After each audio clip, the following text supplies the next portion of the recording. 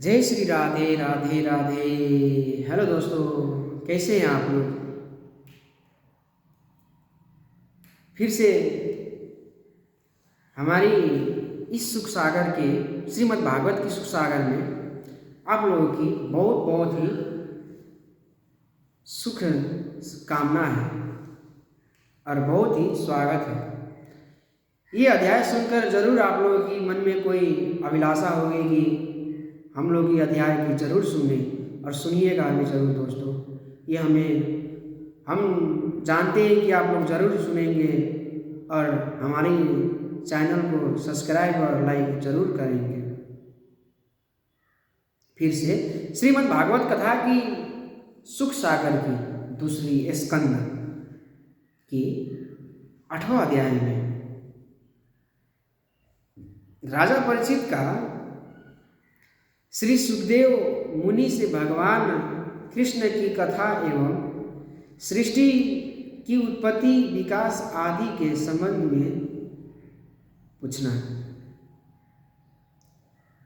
इतनी कथा सुनकर राजा परीक्षित ने श्री सुखदेव जी से कहा, हे महात्मा,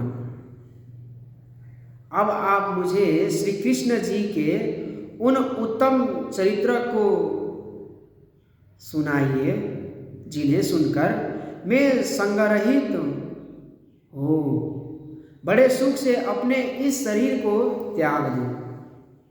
राजा परीक्षित बोल रहे हैं कि ऐसी कार्य यानी ऐसी वचन सुनाइए कि सुखी सुखी से हमारे इस शरीर को क्या कर दूं, त्याग दें।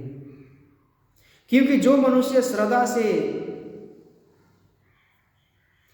चित्त लगाकर नित्य ही कृष्ण जी के चरित्रों को कहते हैं, यानी मन लगाकर अपनी हृदय से संपूर्ण सुनकर त्याग कर उनकी चरित्र के कहते हैं और सुनते हैं, उन मनुष्य के हृदय में भगवान थोड़े ही समय में आ बसते हैं। आजकल तो कौन सुनते हैं, कोई सुनते हैं नहीं ना, क्योंकि सुननी चाहिए और सुनानी भी चाहिए। ये संपूर्ण हमारी सनातन धर्म की सुननी चाहिए और ये पाठ करनी चाहिए। और थोड़े ही समय में क्या होते हैं, भगवान बहुत ही प्रसन्न होते हैं। फिर तो वे भगवान अपने उन भक्तों की सब पापों का वैसे ही नाश कर देते हैं, जैसे जल के मल को शरद ऋतु नाश कर देता है। जैसे जल को और मल को शरद ऋतु नाश कर देता है। हे मुनीश्वर,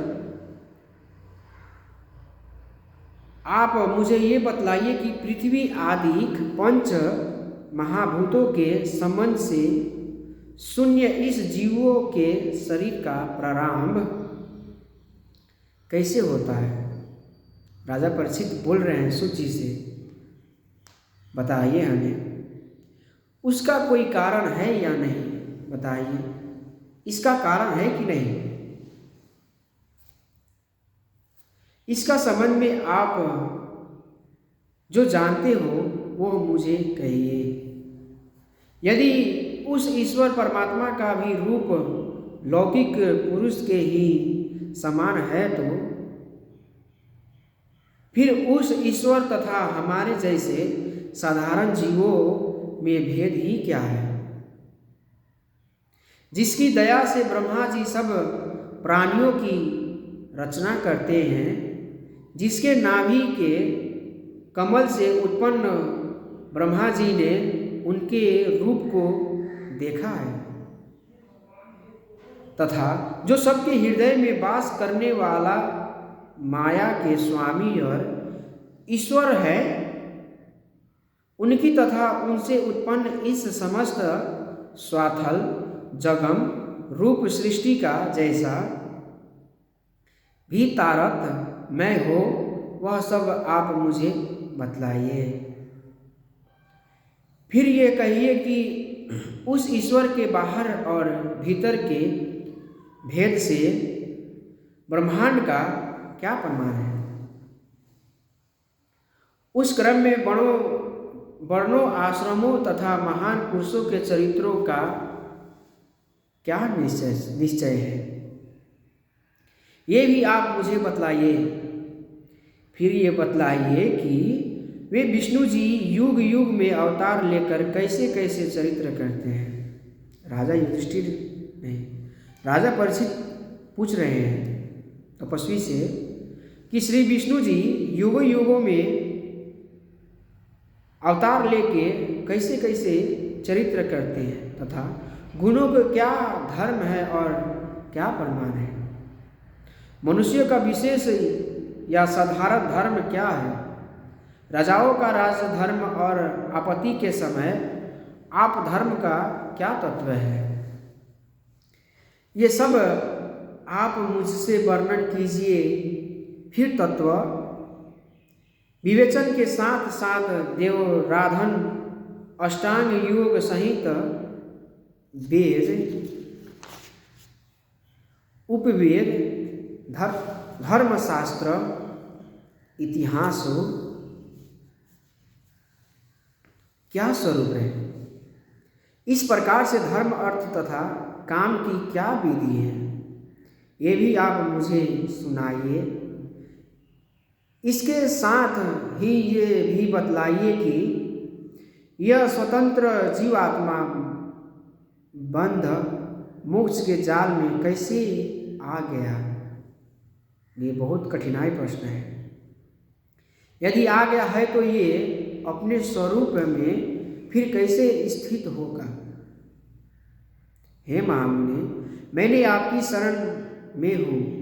मुझे क्रम से अब बात यथार्थ रूप में बतलाइए, क्योंकि श्री कृष्ण जी के कथा रूपी अमृत को पान करते हुए मेरा चित्त नहीं भरता है।